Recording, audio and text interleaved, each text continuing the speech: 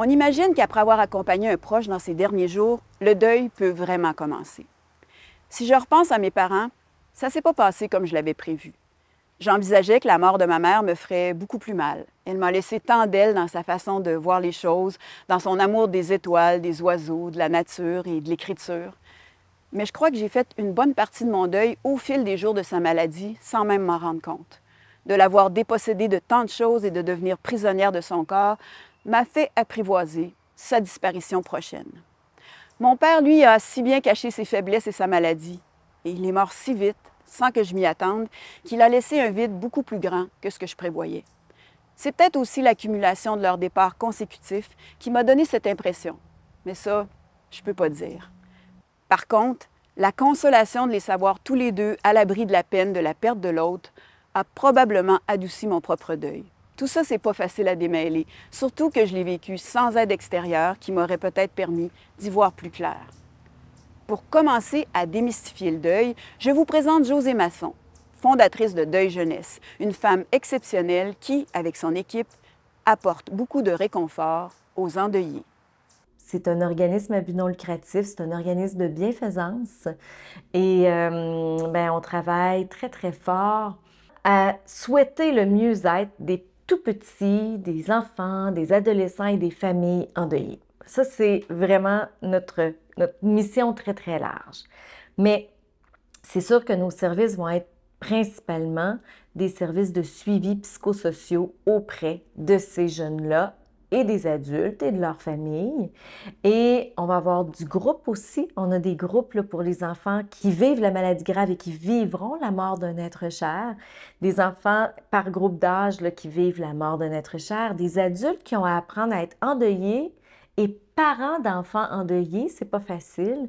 D'adultes endeuillés dans leur enfance, puis d'adultes tout court qui sont endeuillés puis qui ont le goût d'avoir nos services. Ça, c'est les services directs. Mais indirectement, je vous dirais qu'on passe énormément de temps à donner de l'information, de l'éducation, puis à sensibiliser à l'importance de s'attarder à ça avant que ça cogne à nos portes. Parce que quand ça cogne, les gens, ils font ce qu'ils peuvent avec tout l'amour qu'ils ont, mais c'est là que se créent souvent des maladresses. Moi, j'appelle ça des maladresses d'amour. C'est qu'ils vont en voulant protéger les jeunes, puis malheureusement, la protection fait l'effet souvent inverse qu'on voudrait. On n'en fait jamais assez de la sensibilisation. Ces maladresses d'amour, on ne les fait pas nécessairement seulement envers des jeunes. On veut toujours protéger nos proches, quel que soit leur âge. Il y avait un service, un travailleur social qui avait accompagné ma grand-mère durant tout le processus, avec qui elle avait de très bons liens, elle avait pleinement confiance en lui. On a eu peut-être un ou deux appels avec lui, avec le travailleur social, euh, mais ce fut quand même relativement bref. Euh, il y avait certainement des ressources qu'on n'a pas été chercher. Euh, Est-ce qu'on aurait dû? Probablement. Euh, mais une fois que la personne est décédée, ben là, c'est le service, c'est bon, tout ce qui s'ensuit, puis on est pris, ben, pas pris, mais en fait, on est emporté là, dans tout ça, puis il faut avancer, puis on prend peut-être pas assez le temps d'y réfléchir, puis d'extérioriser un peu tout ça. C'est un peu ce que je fais Chaque type de décès a ses particularités. Puis chaque particularité va être nuancée par comment ça se passe, par la personnalité des gens, par la famille, comment elle réagit, par comment que ça s'est passé. Il y a des aides médicales à mourir qui sont annoncées bien d'avance, puis il y en a d'autres qui c'est pas comme ça que ça se fait. Alors, il y a toutes sortes de façons de le vivre. Donc, il faut prendre chaque histoire, une à la fois, puis la regarder avec notre œil comme si elle était toujours unique. Nous, à Deuil Jeunesse, on travaille très fort avec le concept d'unicité. De ne pas vouloir comparer une histoire avec l'autre. De ne pas penser que parce que l'autre a vécu ça, que nous, on va le vivre aussi. C'est pour ça que vous allez voir des girafes un peu partout ici. Il y en a dans chacun des locaux ici, puis il y en a même à l'extérieur dans notre beau jardin. Je ne savais pas, mais un jour, on m'a expliqué qu'il n'y a aucune girafe au monde qui a les mêmes taches. Elles sont toutes différentes, alors que ce sont des girafes. Donc, le deuil, c'est le deuil pour tout le monde, mais il y a ses taches différentes. Puis il va être influencé par toutes sortes de facteurs. Alors, il faut toujours être très, très près de ces facteurs-là, puis les regarder un à un pour chaque personne. Et pourtant, on a tellement tendance à faire ça. Je le fais avec l'histoire de mes parents. J'ai même demandé à Émile de comparer les deuils qu'il a vécus à la mort de ses deux grands-pères.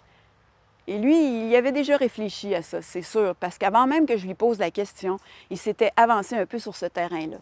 Ça a l'air d'un réflexe presque naturel pour tenter de comprendre ce qui ne s'explique pas si facilement. Une des raisons pourquoi je trouve que c'est une belle mort à avoir, c'est qu'en comparaison avec mon autre grand-père, le père à ma mère, a passé près de 7 à 8 ans dans un centre d'hébergement ici, puis il y avait une dégénérescence cognitive. Puis c'était pas le fun pour personne. Pour la famille, c'est difficile. On l'ignore presque, tu sais. Je me souviens de dire à maman, là, allez voir votre grand-père. J'ai dit, oh, mais même, il me reconnaît, il me reconnaît plus. Il ne se souvient même pas de m'avoir parlé. J'étais allé le matin et l'après-midi, il ne se souvient même pas que j'avais été. C'était extrêmement dur pour la famille. Puis je me disais, à quel point ça, c'est une belle mort, comparé à l'autre. Fait que pour moi, j'ai vécu deux deuils complètement différents. On tente souvent, en tant que société, à comparer les types de décès, puis à vouloir savoir qu'est-ce qui est différent, même malheureusement, qu'est-ce qui est pire et moins pire. C'est difficile de faire des constats parce qu'il n'y a aucune histoire de décès qui est pareille. Alors, il y a des maladies graves qui se terminent rapidement, il y a des maladies graves qui s'étirent dans le temps, il y a des maladies graves qui on fait appel à l'aide médicale à mourir et c'est très, très long avant de le faire. Il y en a que c'est immédiatement, ça en est presque une mort subite. Alors, on a vraiment plein de nuances et de gradations. Par contre, une chose est sûre, c'est que quand on sait, quand une personne statue que c'est mercredi prochain à 12h30 que ça va se passer, bien, l'accompagnement se fait d'une façon très différente que dans l'accompagnement d'un flou de ne pas savoir. Quand on ne sait pas, on doit toujours dire la possibilité, mais il reste chez l'être humain toujours la croyance que ça n'arrivera pas et on est beaucoup plus sur la vie va être plus forte que la mort.